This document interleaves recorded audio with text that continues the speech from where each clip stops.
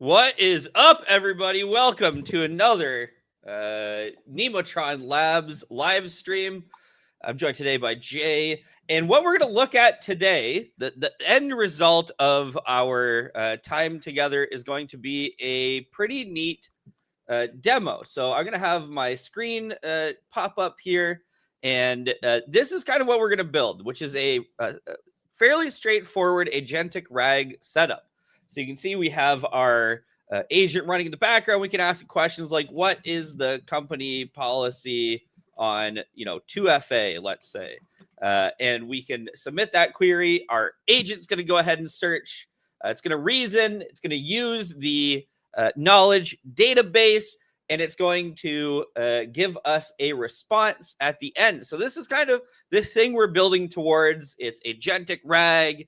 It's, kind of classic at this point. It's all run through this launchable. We're going to get into the deets of all of that with the indomitable Jay, who is with us today. So we'll get the intro slides up and we'll introduce ourselves a little bit now that you know what we're going to kind of end at today. So my name is Chris. Very excited to see you all again. And I'm joined by Jay. Yeah, Jay. What's up, Jay? So, we work together here at NVIDIA, and we're excited to do something a little bit new, which is a Learn With Me. And what this is going to look like is Jay, who's a talented developer advocate, senior developer advocate here, is going to work through some of the content we've already talked about, which is this agentic RAG workshop. We're going to kind of pick his brain as he moves through the workshop about different, decision points and what's happening. And the idea is it's to showcase, how you might work through this content yourself. So what I'm going to do is I'm going to get a little bit into the back seat here. Let Jay take over. He's going to show us everything from how we actually get started, deploying the launchable, all the way to the very quick demo that you just saw. So Jay, take it away. Let us learn with you. All right. Okay. So let me share my screen. Okay, here we go. So this is the launchable that we are gonna go through together, and I'm gonna be learning like a developer who is joining the call at the same time. So just go to the description and get the Brave launchable link, and this is what you will find. And for the developers joining this call, we have $5 as free credit, where you can basically run a Jupyter server or Jupyter Lab environment with an A100 GPU with 80 gigs of VRAM. And as Chris said, we'll be building a RAG agent. And to get started, this is the page, and you just have to click Deploy Launchable, and this will start an instance. And you can see how you can see the progress of the instance by deploying, and then once it's deployed, you can see the virtual machine or virtual image being installed, and then all the script required for getting started with this project. So this might take a few minutes, maybe five minutes or so. So if it is taking time, so please be patient with it. And to have like I basically started another server so that we can get started right away. And once it is started, like you will see all the green labels such as running, built, and completed. And once that is done, you can click on this open notebook button, where it will take you to a Jupyter Lab environment. And if you are a experienced data scientist or a data scientist who is just getting started, this must be familiar to you, where you can see all the ways to get started with your data science project, which could be a Jupyter Notebook, a Python console, or terminal. So in this case, we'll be performing or running an agentic RAG application. And for that, we already have created a learning path. So you simply need to go and click this agentic RAG. Let it load. And once it's loaded, you'll see a web page kind of page where you can see all the getting started information step by step. And this is the workshop or the project that we'll be implementing in this session, which is a RAG agent. And by the end of this session, we'll have a deeper understanding about what is RAG, what are its limitations, and how does RAG agent helps with that, and how can we leverage all the greatest and latest technology by NVIDIA through embedding, re-ranking, and chat models. And at the end, we'll tie everything together with an orchestration framework. In this case, it would be LangGraph, which is an open source agentic framework by LangChain. And we'll be also doing a vector database implementation using Phase. So I got So one question let's get started. before you get going Sure. here, Jay. So Yeah. everyone told me that RAG is dead, right? So on Mm-hmm. social media, I'm reading it. Yeah. In blogs, I'm reading it. So what Right. is there still a place for RAG in the world? Is this something that we should still think about doing, or is it well and truly that we should hold a funeral? That's a good question. I guess it's been a year or so that we have been having this debate, which is uh, RAG versus long contest LLM. And I guess the answer is it depends based on the use case that every enterprise or every developer has. I guess you could choose to do between one or the other, but I guess RAG is a really cheap or efficient solution in order to solve your enterprise problem. For sure, long-term context LLM can help you with that, but it's really expensive to do those kind of operation where you just dump all of your enterprise data and ask the LLM, what should we do? So I guess RAG is cheaper and efficient alternative, but RAG agents I feel like RAG agent takes it to the another level by making it much more accurate, reducing hallucinations, and also being efficient at the same time. So it looks like maybe what you're saying, if I could distill it, is like maybe RAGs by itself is losing a bit of favor, but wrapping it in that agentic loop seems to be the next step, and that's exactly what we're doing today. So I'll let you carry on then. Exactly. Okay. So let's go to the next step here. I guess there are a few basics about RAG. Uh, so let's get started. So traditional LLM inference has been this way, where you send one prompt in and you get one response back. But the problem with this approach is like it doesn't know your enterprise data, or it is limited. The information to that model is limited to the data that it was trained on, which is, I guess, up to a certain threshold, which could be until June 2024. So it loses the credibility if you want that LLM to answer questions based on your enterprise data. And to solve that, RAG was introduced, where you basically create a vector database through embeddings, which will go in depth later in the stage. So you create that vector database and pull in relevant information with regards to the question and pass that as context to the LLM, so that the LLM can have some context around your enterprise data and can answer question based on that. And while this approach was good, but it was still lacking some accuracy, because there was some problem with the relevancy of the information that it was pulling in. And to solve that, we are introducing agents into the loop, where the LLM now has access to tools which can basically do multiple tool calls until it has the relevant information to answer, which makes it much more accurate, as well as reduces hallucination, and also can work with smaller model while giving you the similar accuracy, where you don't have to use really like 100 billion, 200 billion parameters in order to be sure that the answer is accurate. So this is what the uh, React agent or RAG agent will be building. So React here is basically reasoning and taking action. That is what React Agent here is. Uh, so let's start building this pipeline now by going into the next step, which is setting the secret manager. So here we'll be using NVIDIA NIMs. So NVIDIA NIM or NVIDIA Inference Microservices is a one-stop solution to deploy your large language model with just a single command. And the way you do that is by going on to build.nvidia.com.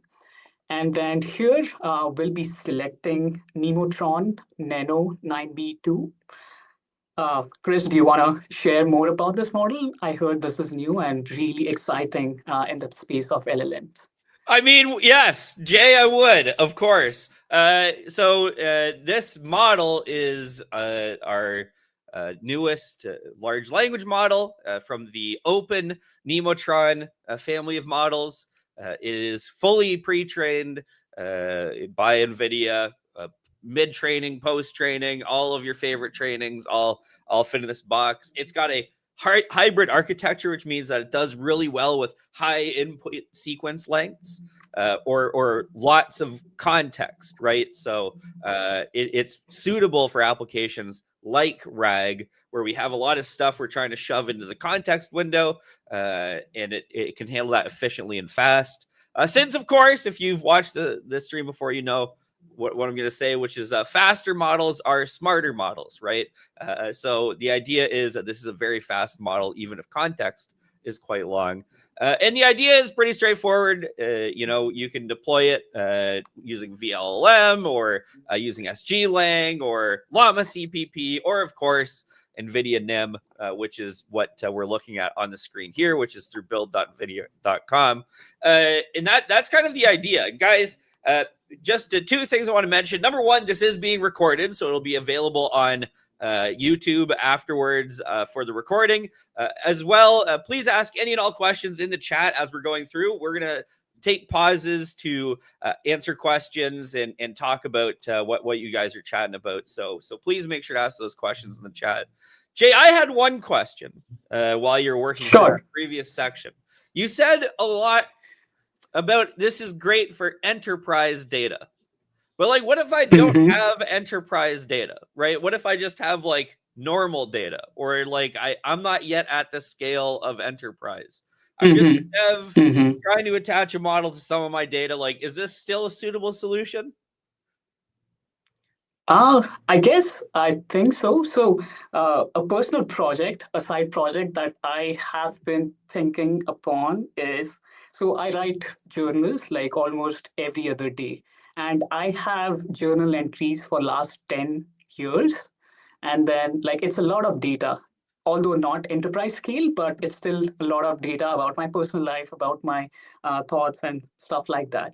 And attaching that kind of data to an LLM or giving access to that data to an LLM, I can ask the agent that, hey, what did I do in 2022?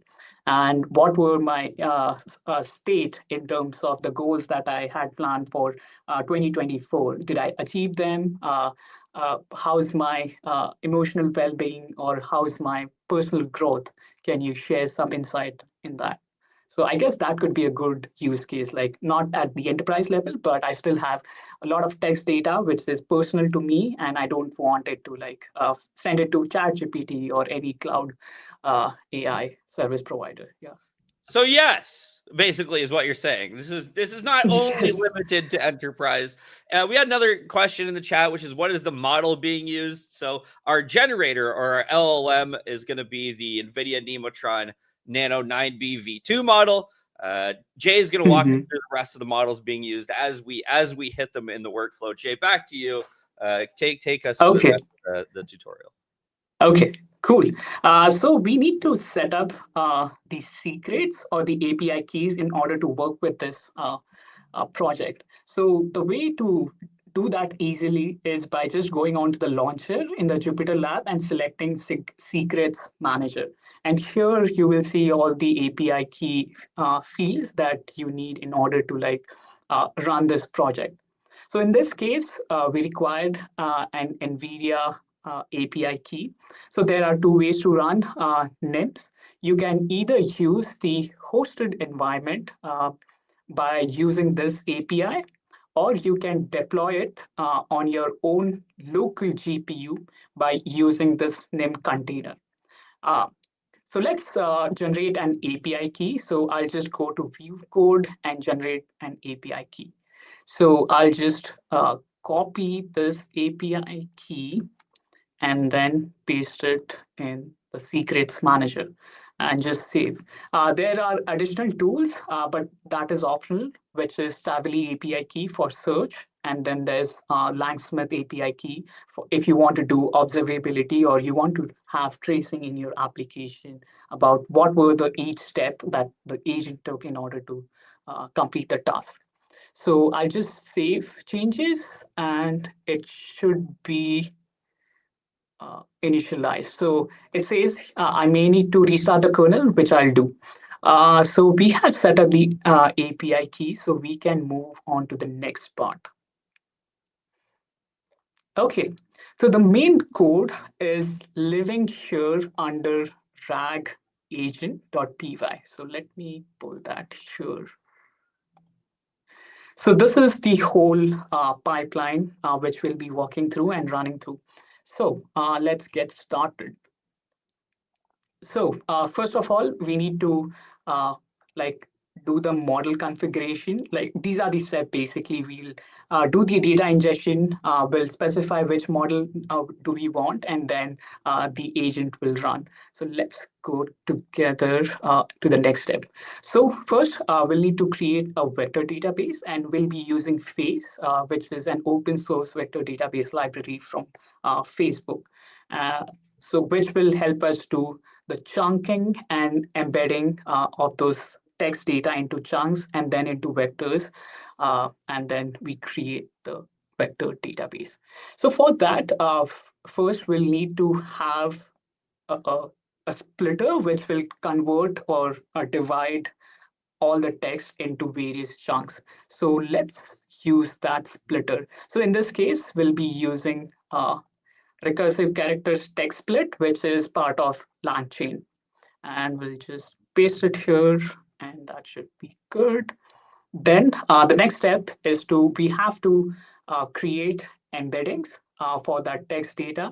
And for that, we'll be using NVIDIA embedding class, which is available within LangChain. Chris, I have a question for you. Like, do you know what's the difference between these NVIDIA embeddings and the other open source embedding model available out there? Yeah, I mean, so these retriever and re-ranker models are highly performant. They're based on kind of the best possible architecture for this. That gives us that classic trade-off between fast and smart. The big thing, though, is that they are available as NIMs to download, and they have actually like quite long context for embedding models. So something that's unique to these models or these re-ranker and retriever models is that they have quite a long context, like 8K tokens worth of embeddings.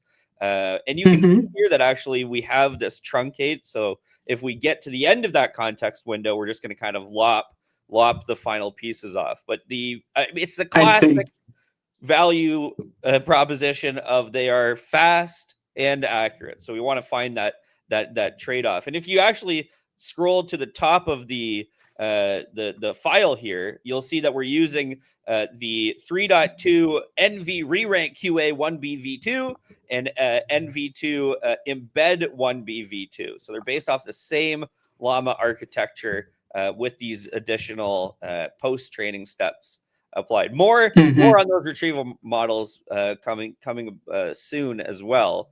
One question that I have for you, Jay, is I noticed that we're using this splitter equals recursive character text splitter, and I wonder, like, listen, every time I think about RAG or I talk about RAG or anything, I think about is this the best way to split?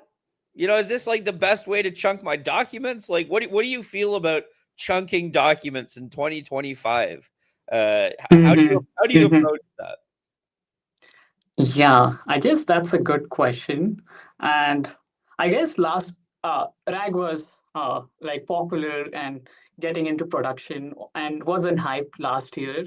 And I guess we the reason that we started splitting or started using a splitter because the context window of the LLMs that were announced or released last year, like they were pretty short, like 128K or 250K, like was state of the art last year. But this year, it has been growing a lot, like 512K or just 1 million, and some in some cases 2 million or 10 million.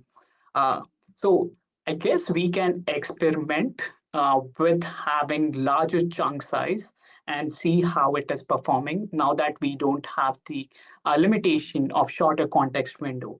And last year, like we had that really big limitation. And in some cases, like if you had shorter chunk size, like that would also mean might also lose the accuracy because you are providing shorter context or lesser context to the LLM to answer. So I guess we can increase or crank up the context size now that we have really efficient small LLMs, which also support longer context length. How about you? Like, what do you think? I'm context engineering is a rapidly evolving field. I think Mm-hmm. the way we think about chunking is, to me, as little as is possible, as much as is needed.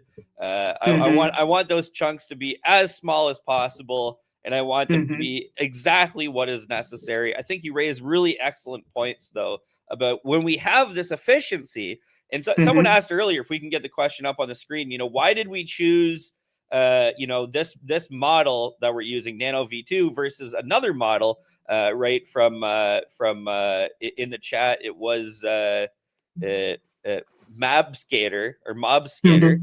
Mm-hmm. And the answer is because it's really good at these long contexts, right? Like we don't pay for those really long contexts thanks to that hybrid Mamba architecture, right? So what Jay's saying is Mm-hmm. absolutely correct. If we're not paying for that long context because we're still saying really efficient, and if we have that long context performance, then we can afford larger chunks.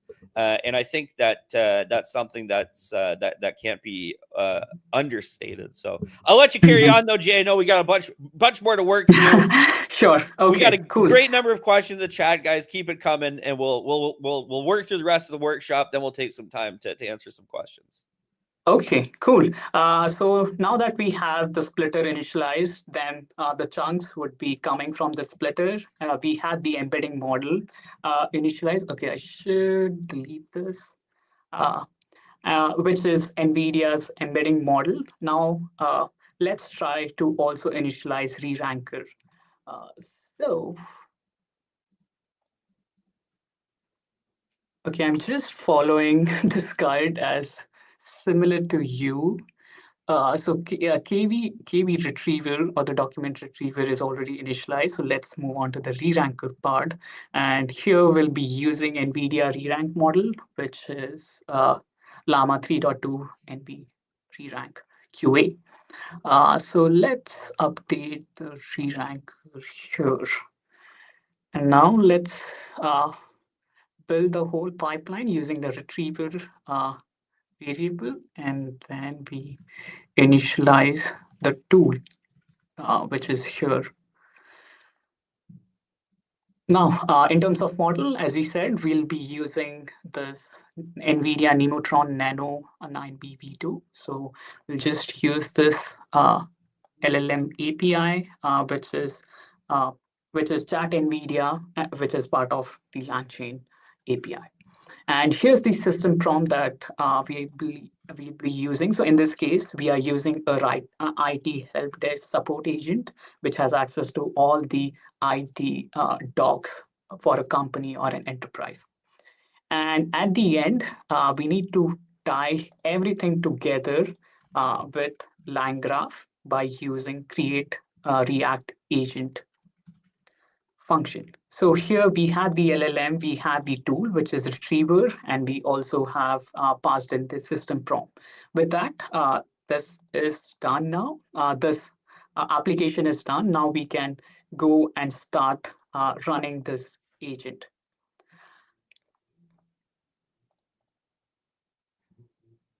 So in order to start this agent, we'll go to terminal. And if you see here, we are in the code repository, and within code, this is where our RAG agent lives, or the script lives. So we are already in the code. And then to start the agent, we just simply do langgraph space def and enter. So it should start running or executing the entire agentic pipeline. And you can access this application by going on to the simple agent client.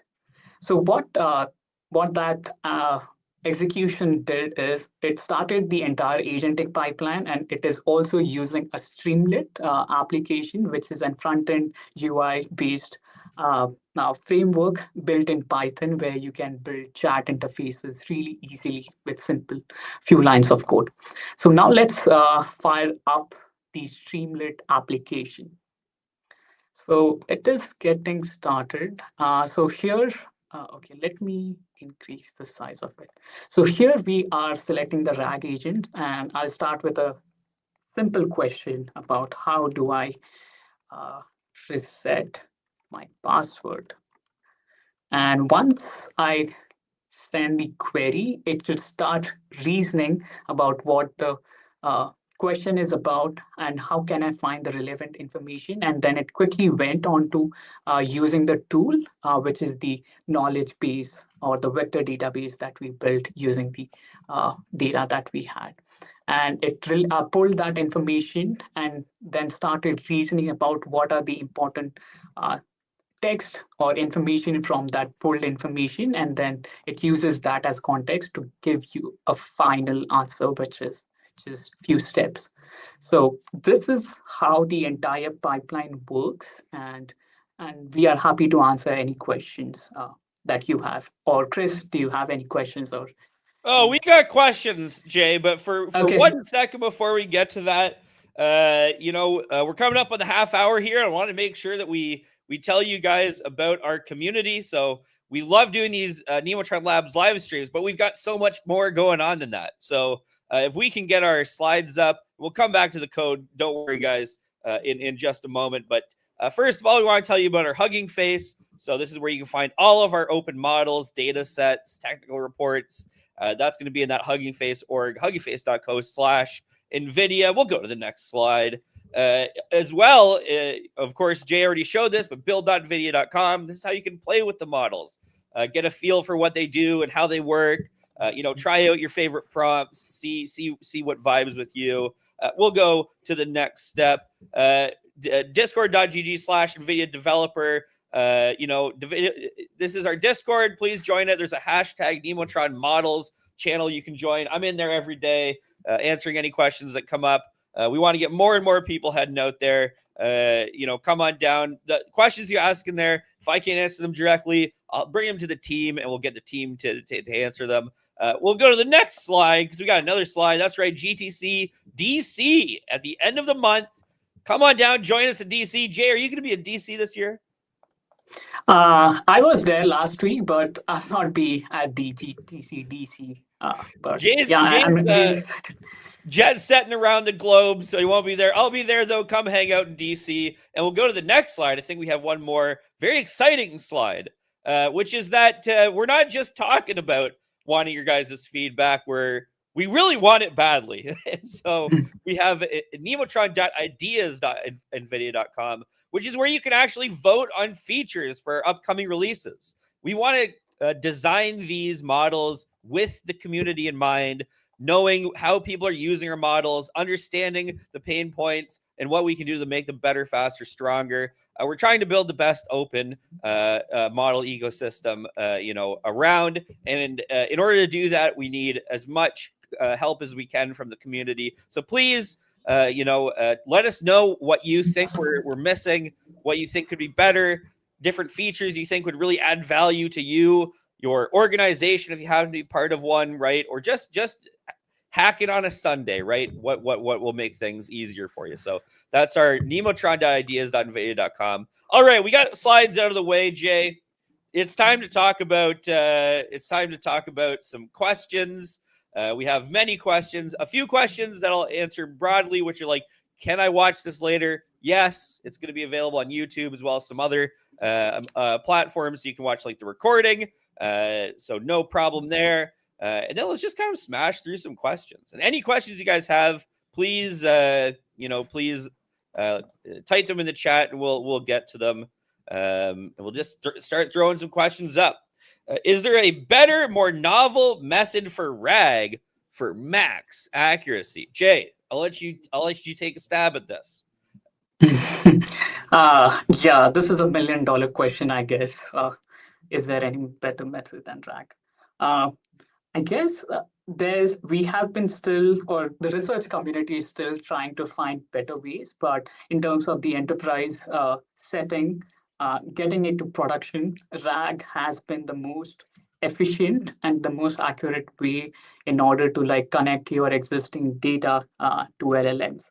And we keep the research community or the LLM community in general, they keep coming up with new ways to improve RAG, and agentic RAG is one of the ways where you are using the latest capabilities from LLMs, which can be like tool use and agentic frameworks or agentic cycles. It basically helps you make it better, make it more efficient. So it's just gonna get better from here.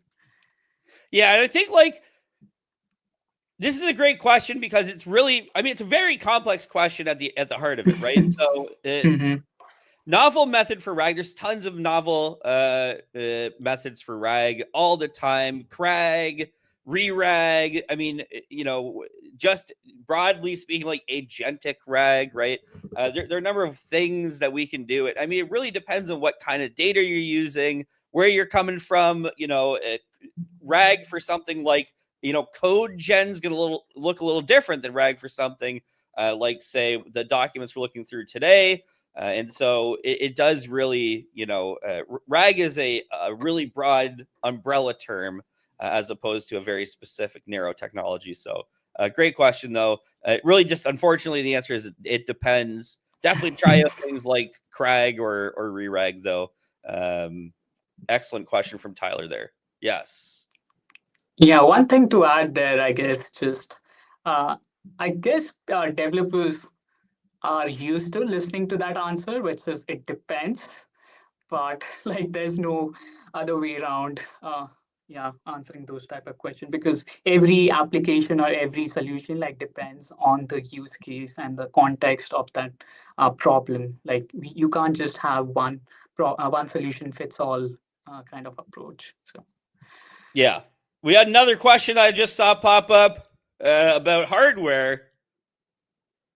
Cheapest hardware I can run it on stationary. I mean, hardware is the big thing. I would suggest using what's in the Brev Launchable as your starting point.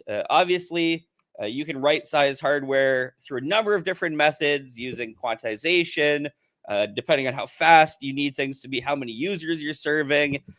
So cheapest hardware you can run it on is a slightly complex question, but the idea is a great starting point would be the hardware that's been selected for the Brev Launchable. That's where we're going to suggest you get started as a jumping off point. Yeah. Yeah. Plus, you get $5 free credit in your Brev account to get started with this workshop. Not bad. Not bad. Yeah. Okay. Any other questions? Yes. Can you explain re-ranking, and I assume, and embedding models? Yes, we can. So, Jay, take it away. What the heck is re-ranking and embedding?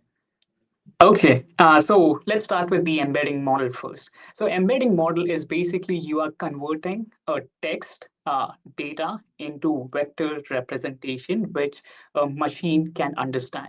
And it could be, the vector could look like in any shape or form, but it's mainly vectors. And the reason that you use embedding models is creating a better, more accurate representation of your existing data. And re-ranker model. So this is new. So you can traditionally you can use vector similarity search in order to find the most relevant chunk based on the question that you have, but it's not that accurate. Like it is, it can get you the result, but in some cases where you need the accuracy most where the accuracy is more important, you can use re-ranker model, which is specifically trained for that application, where it can rank the pulled context from the vector database in order of priority, which is then consumed by the LLM and gets you better answer. So that is how I think about it. Chris, anything to add or yeah, change? The big thing is like, so, I mean, Jay already really said it all. One thing that I would add is like, you know, there's a slightly different architecture for the re-ranking and embedding models. The re-ranking models are like slow, but really good at their job. And so finding that harmonious balance, right, between how many embedding chunks do we want to get versus how many do we wish to re-rank is going to have a big impact on something like latency.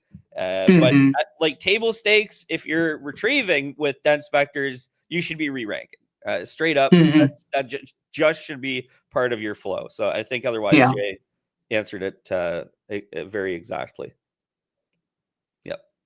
Yes. Any other cues? Oh yeah, we do. Optimization tips for chunk size and overlap from Anwar. Listen, guys, you're gonna hate me a little bit on this one. I'm gonna give you the sad answer, and maybe Jay will give you the better answer. It depends a lot on what your data looks like. You know, what I'm gonna say is that most data, structured, unstructured data, has some heuristic that we can determine that indicates like coherent ideas being close to each other. So like in a Wikipedia page, like paragraphs are closer to each other than pages, and you know, and sentences are closer to each other in meaning than paragraphs, right? And so the idea is you want to find some heuristic about your data that helps you bundle together the things that are most closely related to each other as much as possible. And then you want to think about in terms of things like overlap. If that heuristic doesn't totally capture the piece of information, then we do want a generous overlap so that we can make sure we're always bringing the relevant surrounding context, right? You don't want to be the guy who searches for Bernoulli's equations and you just get the sentence and you don't get the actual equation, right? You want to make sure you've got the kind of bubble on both sides to make sure that you're not missing out anything important.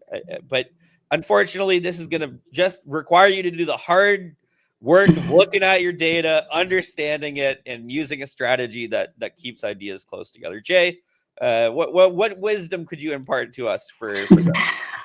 I guess you covered it all, but a way to look at this is, imagine you have some data which has tabular format data in it. And if you have like shorter chunk size or shorter overlap, you might lose data in that CSV or any kind of tabular data. So I guess it depends, but you also have to look at your data, what kind of data it is, and then there's enough research available what you can do with the chunk sizes. Also, it comes down to experimentation as well. So there is no right or wrong answer. Yes. And hey, once you get used to it for your data, it stops being difficult. Okay. We have another question I just want to get to really quickly, which is the Discord ID. It's hashtag Nemotron -models in the Discord. Please ask any questions that we're not getting to here, in there, any questions at all. We're an open book. Okay. We'll go to the next question though. Tim Kane asks, speaking of use case examples like journals, how important is organization of the data for the Nemotron model? Can we expect good answers from the Nemotron model just plugging in a backlog of journals? Would you recommend some organization in order for the model to work more effectively? Jay, this is a question straight up for you. How would you approach this if you were making your journal rag? Okay. Uh, I, I I think I would have better metadata for each of the journal entry that I have. So, for example, right now, what a journal application might do is just spit out multiple pages of journal entries, which might be day wise or year wise. So, I guess in that form, what I would do is I'll have better representation about when a journal was written, what time, what date, and then maybe more on the summary of that journal entry by using an LLM and going through each of the journal entry. So I would make it better and then maybe convert that into a single markdown file and then use the splitter or the chunk size appropriately so that the entire pipeline works well. Like, yeah, that is how I would approach this. Yeah, I mean, listen, guys, it's all about smashing your data into the right format, making sure you're able to group things that you need to be grouped effectively. Excellent stuff, Jay. We'll go to the next question. And again, guys, any questions we're not getting to, please check the Discord, ask your questions in there. We'll be more than happy to answer them. Absolutely. How can RAG be dead? Great question, Joseph. How do I take into account all my data without retraining LLM otherwise? Agent is adding some cosmetics, but the core is that vector plus RAG, true or false? I'm going to say staunchly true, okay? I believe, this is a hot take these days, I believe Retrieval-Augmented Generation means you retrieve information, you augment the context window with it, and then you generate a response. In a lot of really cool patterns, like search or using like text to SQL, all of these things they follow that umbrella pattern, right? Now these days, maybe we're going to call it something a little bit more fun and exciting, like context engineering instead of just RAG. But the core idea is the same, right? Getting some information through a retrieval process, then moving that to our LLM to generate a response, right? So how can RAG be dead is a great question. Dense vector retrieval, okay? Maybe it's waning a little bit. Maybe there's some use cases where like dense vector retrieval isn't all that anymore. But for a lot of use cases, actually, totally is. Like, I mean, we still have many organizations rocking dense vector retrieval, and it's crushing for them, right? So as we mature in the field, I think we'll find that retrieving information in order for the LM to generate a response, so good. Jay, anything to add there? I guess you pretty much summed it up. It's not, I guess, if RAG can be dead. I guess you can look at from the perspective, how can I make RAG better? Take it to the next level. I mean, there you go. You heard from Jay himself. Boom. Next question, guys, keep them coming.